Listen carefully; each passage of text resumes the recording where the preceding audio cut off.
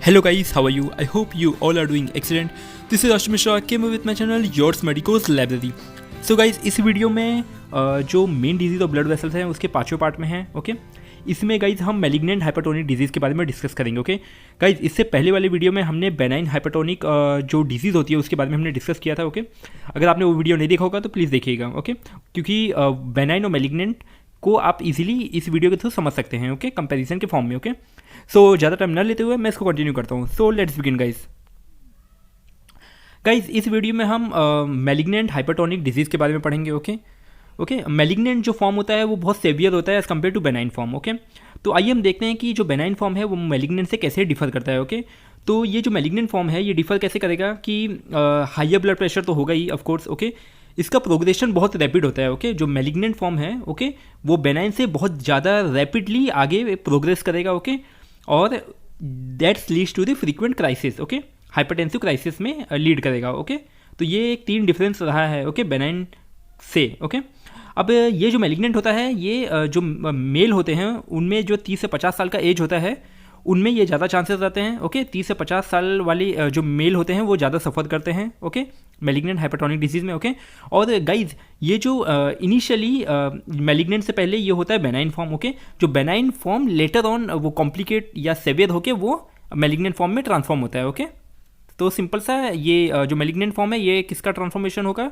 ये बेनाइन से कन्वर्ट हुआ रहेगा मैलिग्नेंट. ओके, अगर इसको हम प्रॉपर्ली ट्रीट ना किए तो. ओके, आइए हम देखते हैं मॉर्फोलॉजिकल चेंजेस क्या क्या देखने मिलते हैं. ओके, मॉर्फोलॉजिकल चेंजेस में ये हाइलिनोसिस और फाइब्रिनोइड नेक्रोसिस के फॉर्म में हमें एक देखने मिलता है. ओके, ये मॉर्फोलॉजिकल फीचर्स होते हैं. ओके, ये होते हैं आर्टीरियोल्स में. ओके, बहुत सारे जो बड़े बड़े ऑर्गन्स होते हैं या वाइटल ऑर्गन होते हैं. ओके, जैसे किडनी हो गया, उसके अंदर हमें हाइलिनोसिस और फाइब्रिनोइड नेक्रोसिस देखने मिलता है. ओके, फाइब्रिनोइड नेक्रोसिस में क्या होता है कि जो आर्टीरियोल होती है ओके वो उनकी दीवारें थोड़ी सख्त हो जाती हैं. ओके, और मेनली जो ग्लोमेरुलर कैपिलरी लूप होती हैं ओके ये किडनी का पार्ट है. ओके, इसमें भी बहुत सारे एक तरीके से माइनर हेमरेजेस देखने मिलते हैं along with some cellular reaction देखने मिलते हैं और स्क्लेरोसिस भी होता है. ओके, ग्लोमेरुलस का. ओके, तो पूरा मिला के ये जो हमने बात की है ये किडनी से रिलेटेड बात की है. ओके, और किडनी में फाइब्रिनोइड नेक्रोसिस के बारे में बताया गया है कि उनकी जो आर्टीरियोल होती है उसमें जो आर्टीरियोल होती है वो हार्ड हो जाती है. ओके, अब एक और चीज़ इसमें बताई गई है कि इसमें मैलिग्नेंट नेफ्रोस्क्लेरोसिस भी होता है. ओके,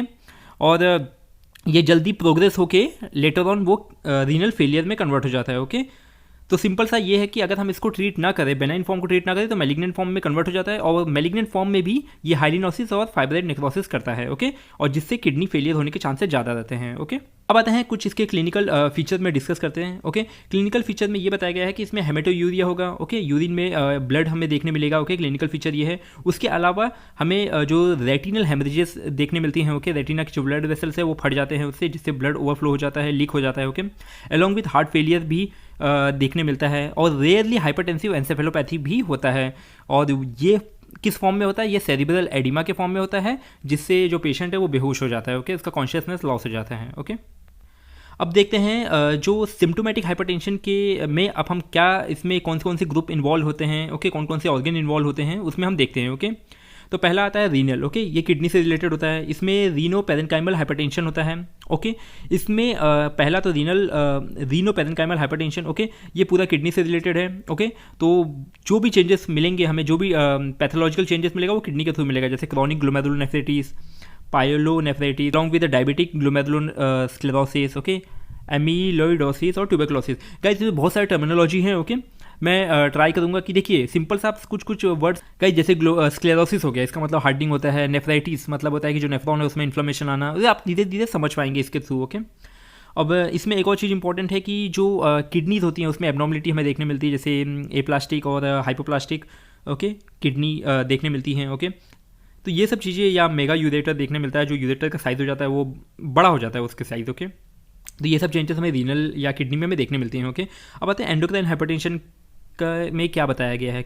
ओके गाइस, ये जितने भी हाइपरटेंशन है ये किस किस ऑर्गन में होते हैं उसके बारे में बताया गया है. ओके, तो एंडोक्राइन में हमने एड्रीनल ग्लैंड होता है, उसके अंदर चेंजेस देखने मिलते हैं. पिट्यूटरी हो गया, हाइपोथायरॉइडिज्म या पैराथायरॉइडिज्म, हाइपोपैराथायरॉइडिज्म. ओके, तो हाइपर थायरॉइडिज्म या हाइपर पैराथायरॉइडिज्म में. Okay, along with menopausal hypertension और कार्सिनॉइड सिंड्रोम. ओके, गाइज ये सब बहुत सारे टर्मिनोलॉजी है, आपने पढ़े होंगे, जैसे एड्रिनल ग्लैंड में बहुत सारे में, जैसे कुशिंग सिंड्रोम, कुशिंग डिजीज़ हो गया, तो ये सब हमें देखने मिलते हैं। ओके, आप एक बार देख लीजिए खुद से, अगर आपको, मुझे उम्मीद है कि आपने ये चीज़ें पढ़ी होगी। ओके, अगर फिर भी आपको डाउट हो तो प्लीज़ मुझे बताइएगा। ओके, और वहीं बात करते हैं कि थायराइड की जो क्वांटिटी होती है वो बहुत बढ़ जाता है, थायराइड हार्मोन का लेवल बढ़ जाता है, अलॉन्ग विद पैराथायराइड हार्मोन का भी लेवल बढ़ जाता है। ओके, तो बहुत सारे एक डिजीज़ फॉर्म में दिया है। ओके, एक पैथोलॉजिकल फॉर्म दिया है। ओके, एंडोक्राइन के थ्रू क्या क्या, कैसे ये हाइपरटेंशन डेवलप होता है। ओके, अब आते हैं कार्डियोवैस्कुलर हाइपरटेंशन। ओके, ये हार्ट से रिलेटेड होगा। ओके, इसमें क्या होता है, रीनोवैस्कुलर हाइपरटेंशन। ओके, जिसमें क्या होता है कि जो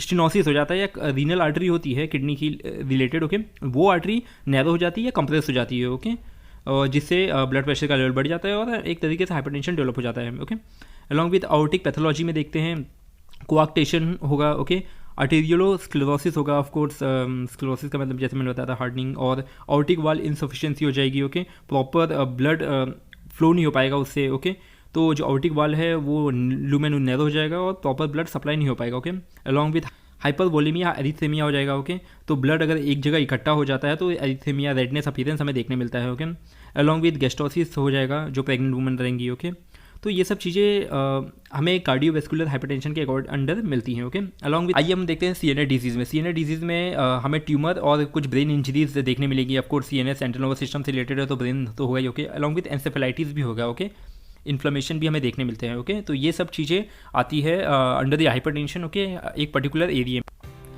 सो गाइज़ इसमें बहुत सारे टर्मिनोलॉजी हैं। ओके, सो गाइज़ मैंने कोशिश किया है कि जितना टर्मिनोलॉजी मैं बता पाया। ओके, अगर आपको फिर भी डाउट होता है तो प्लीज़ मुझे, या आपको कोई टर्मिनोलॉजी में डाउट आ रहा है ये क्या है क्या नहीं है, तो आप मुझे बताइएगा। Okay, so guys thank you so much guys for your attention, and if you get any benefit from this, so please hit the like button and subscribe my channel. Thank you so much guys.